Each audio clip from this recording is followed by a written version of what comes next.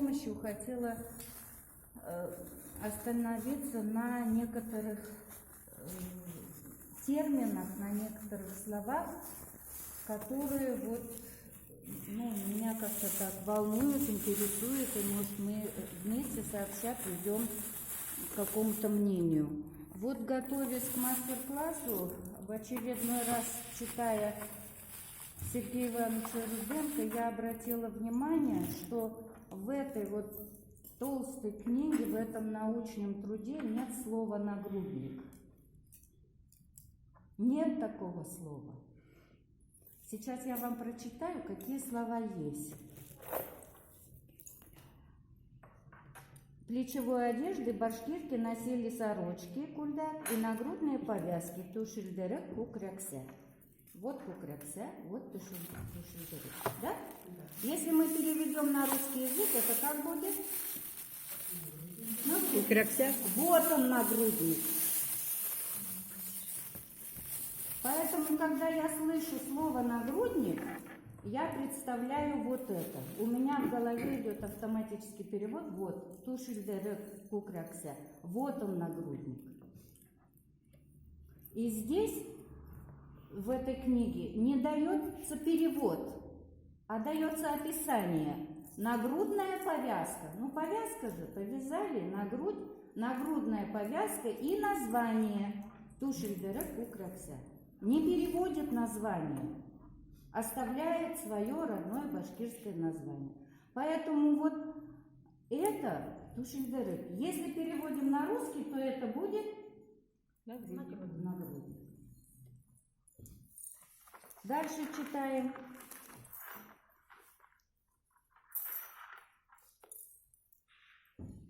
Нагрудные украшения.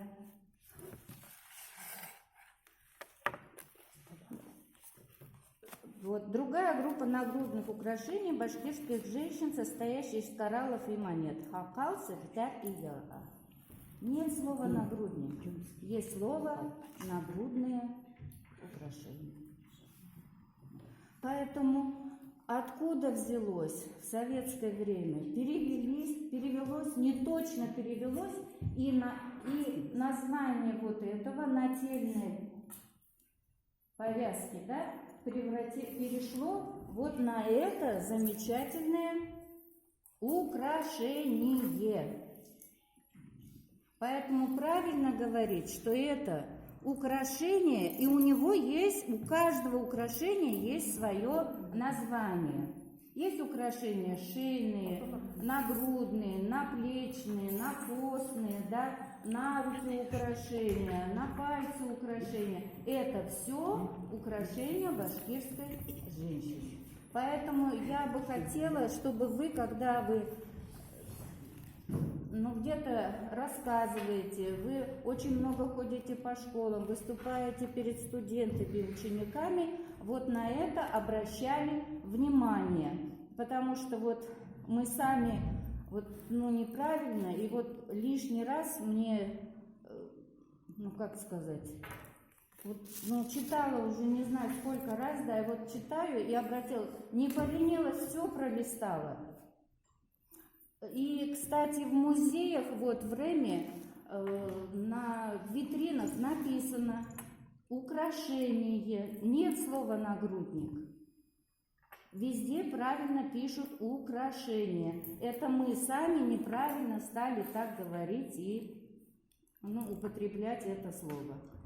Вот. И еще давайте обратим внимание на такие слова. Костюм и одежда. Вот мы говорим национальный башкирский костюм. Башкирская одежда. Как различать? Как правильно говорить? Вот у нас был праздник, у нас был конкурс башкирского национального костюма. Да? Что это означает? Почему не одежды, почему костюм? И правильно мы это понимаем, и правильно мы это употребляем. Больше стилизованные? Стилизованные, наверное? Нет. Башкирский костюм, башкирская одежда. Какое различие? Туда входит все. Костюм, комплекс идет там, все. Да, костюм это Комплект. все. Вот когда у нас был конкурс башкирского костюма, да, это значит от головного убора До пяток. все до обуви. Вот это костюм. И когда речь идет о полном костюме, вот сейчас у меня почти костюм, но не полный, у меня обувь не соответствует. Поэтому костюм имеется в виду костюм. С головы до ног. Вот это костюм.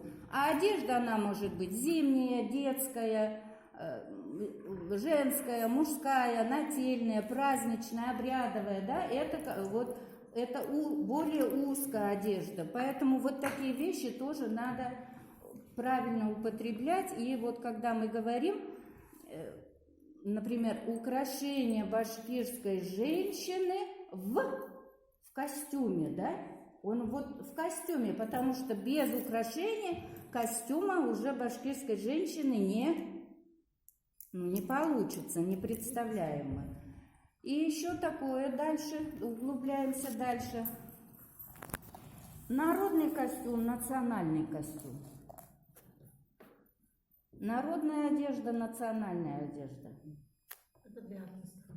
А? Для артистов, наверное, народные. Почему для артистов? Мы кругом читаем весь интернет, национальная, народный костюм, одежда. Вот такая каша, все перепутано. Вот, девочки, посмотрите, телефон у вас на руках.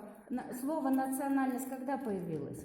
Это современное слово, это современный термин. Сейчас у нас национальность даже убрали из паспортов. У нас нет национальности в паспорте, как раньше была графа. Это что такое слово? Это что за понятие, которое можно... вы так записываете, я тут такие вещи говорю, а вы самое... Важные вещи, которые должны знать все. Девочки, я вам от чистого сердца, а вы мне тут... Вот. Поэтому вот национальность – это современный термин. И он как бы такой узкий. А народ был всегда, костюм был всегда.